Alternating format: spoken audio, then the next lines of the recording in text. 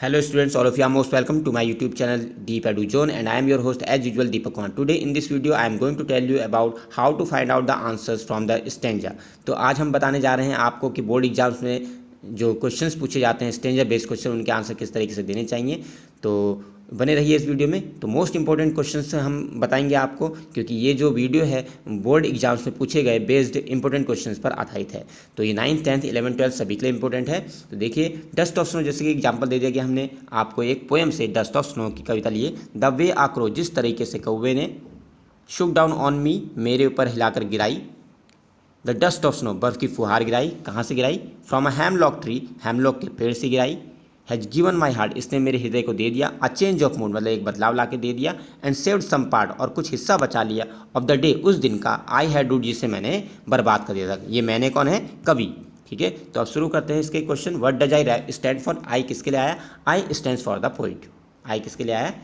Stand for का मतलब किसके लिए यूज हुआ है? आई आपको वैसे लिखना है, आई को सिंगल कॉमा में लिखा, आई स्टैंड्स फॉर द पोइट। और जो आंसर है उसको भी सिंगल इन्वर्टेड कॉमा में लिखना है, जिस तरह से मैंने यहाँ पर लिखा, आई स्टैंड्स फॉर द पोइट। या इस तरीके से नहीं पूछा तो इस तरह से पूछ सकता है, what does I refer to? I किसके लिए यूज हुआ है? बात वही है, क्वेश्चन को अलग तरीके से पूछ दिया इसने। आई रेफर्स टू द पोइट, तो भी आपको इस तरह से आंसर देना। आई को सिंगल कॉमा में लिखा है, देखिए द पोइट को भी मैंने, जो आंसर है मेरा वो भी मैंने सिंगल कॉमा में लिखा है। तो ये छोटी छोटी बातें हैं, इसमें आपके नंबर बढ़ भी सकते हैं और घट भी सकते हैं। अगर आप नहीं लिखेंगे इस तरीके से तो आपके नंबर कम हो सकते हैं।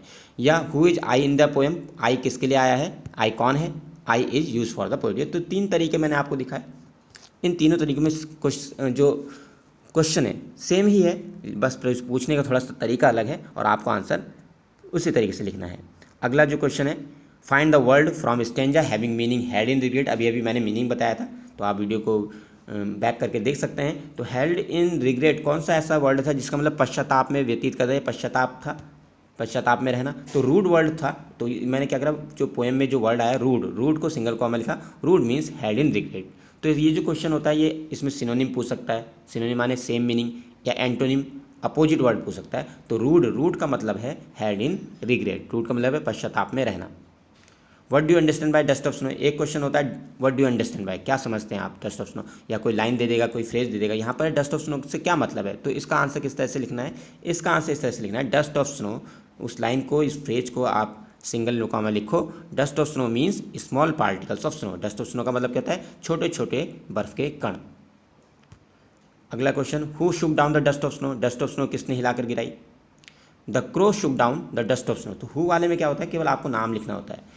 तो किसने गिराई थी? The crow Shuk down dust of snow, तो कौवे ने डस्ट ऑफ स्नो गिराई थी।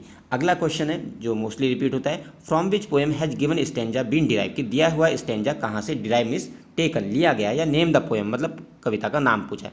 अगर आपको लगे कि कविता का नाम पूछा है तो आप सीधे हेडिंग डाल दो the title of the poem, और पोएम का नाम लिख दीजिए आगे डैश करके डस्ट ऑफ स्नो। अभी डस्ट ऑफ स्नो है तो डस्ट ऑफ स्नो, वहाँ पर जो पोएम होगी, इसीलिए पोएम आपको सब पता होना चाहिए, सबका मीनिंग, ताकि आप ये पता लगा पाएँ कि ये कौन सी पोएम में से आया है, उसका कवि कौन है। अगला क्वेश्चन है हु कंपोज दिस पोएम, ये कविता किसने कंपोज की है? नेम द पोएट, मतलब कवि का नाम पूछ रहा है। अगर आपको लगता है तो हेडिंग डालो नेम ऑफ द पोएट और लिख दिया पोएट का नाम रॉबर्ट फ्रॉस्ट। अगला question most important, write down rhyming words and rhyming scheme. Rhyme और राइमिंग मतलब ये जो होता है, ये होता है कविता की जो हर लाइन होती है उसके लास्ट का वर्ड होता है, उसको आपको देखना होता है। तो कैसे देखना वो भी हम बताएंगे आपको। Rhyming words and rhyming scheme, तो राइमिंग वर्ड्स का आंसर कैसे लिखना है पहले तो आप ये देख लीजिए। राइमिंग वर्ड्स हेडिंग डाल दो, क्रो एंड स्नो। देखो क्रो किससे मिला है? स्नो से। क्रो स्नो एक साउंड जैसा आ रहा है, दोनों के साउंड सेम है। मी एंड ट्री, मी और ट्री के साउंड सेम है। Heart and part, mood and root, तो आप देख होंगे तो जो सेम साउंड वाला वर्ड है वो लिखे जाते हैं इसमें। Crow rhymes with snow. अगर आप इस तरह से उत्तर नहीं देना चाहते हैं, आप इस तरीके से भी लिख सकते हैं। क्रो राइम कर रहा है स्नो के साथ, मी राइम कर रहा है ट्री के साथ, heart rhymes with part, mood rhymes with root. ठीक है, इसी तरीके से इसकी जो राइमिंग स्कीम है उसका आंसर कैसे देना है, राइम और राइमिंग स्कीम, चाहे राइम लिखा है या राइमिंग आए तो बात वही होगी। Rhyming scheme A B C D, तो राइम लिखा हो तो राइम करके आंसर दे, और राइमिंग लिखा हो तो राइमिंग। अब ये बनी किस तरीके से, इसके लिए पीछे बैक करेंगे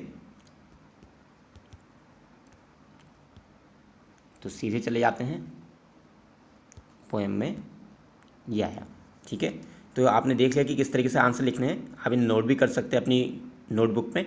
तो अब मैं यहाँ पर तरीका बता रहा हूँ कि किस तरीके से इसे बनाया जाएगा। पहले सारी पोएम आ गई इस तरह से। तो पहले तो हम बात करें राइमिंग वर्ड्स की। तो इसमें देखना होता है कि sound last only you have to see the last word of each line. क्यों लास्ट शब्द देखिए, बस हो गया काम आसान।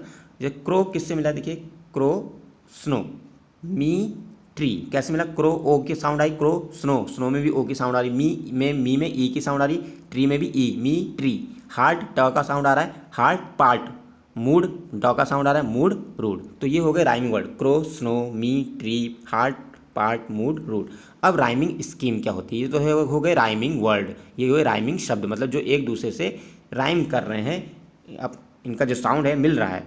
जो क्रो को हमने नाम दिया ए, कि ओ का साउंड है ए। मी अब चेंज हो गया, मी ओ और ई, अगर हम यहाँ पर लिखें ओ का साउंड था, फिर का का साउंड था, साउंड में इस तरफ को लिख देता हूँ, यहाँ पर आप देखें ओ का साउंड था, अगला ई का साउंड था, तो साउंड चेंज हुआ नहीं, ठीक है। स्नो फिर ओ का साउंड आ गया, फिर ये ए बी, मतलब ये किससे मिला, ए से, क्रो के साउंड से।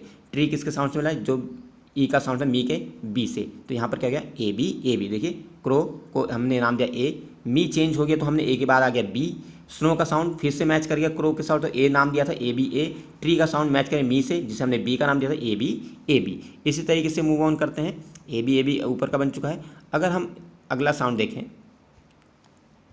हार्ट, मूड, पार्ट और रूट, इसको देखते हैं। अब जो हार्ट साउंड है वो ऊपर से किसी से भी नहीं मिल रहा है, ओ और मी से, तो यहाँ पर हम इसको नाम दे देंगे सी, ठीक है। अब तक हो गया था ए बी, अब ये किसी से नहीं मिला तो सी। मूड भी किससे नहीं मिला तो डी, चेंज हो गया फिर से। अब पार्ट किससे मिला, ये हार्ट वाले से, मतलब सी, और ये रूट किससे मिला, ड साउंड, मूड वाले से डी, तो क्या बन गया ए बी सी डी। तो राइमिंग स्कीम है ए बी सी डी क्योंकि हार्ट पार्ट से मिल रहा है और मूड रूट से मिल रहा है। If you like this video please like share and comment, और अपने सुझाव देना ना भूलें, कमेंट बॉक्स में जाएं और कमेंट करिए कि आपको ये वीडियो कैसी लगी। Thank you very much.